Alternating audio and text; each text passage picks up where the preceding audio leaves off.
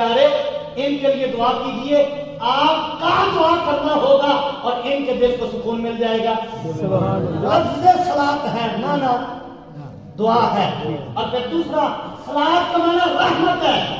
قرآن کہتا ہے والذی یصلی علیکم، وہ رب ہے جو محبوب کے غلاموں پر رحمت نازل فرماتا ہے۔ اور صلاۃ کا تیسرا معنی درود پاک پڑھنا ہے۔ یصلون علی النبی، اللہ اور اللہ کے فرشتے اپنے محبوب پہ درود بھیجتے ہیں، تو یہاں صلاۃ کا معنی کیا ہے؟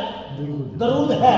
اور پھر چوتھا معنی صلاۃ کا ہے نماز، وَأَقِیمُوا الصَّلَاةَ، فرمایا نماز قائم کرو۔ تو چار معنی بنے، تو صلاۃ کا ایک معنی کیا ہے؟ درود پڑھنا۔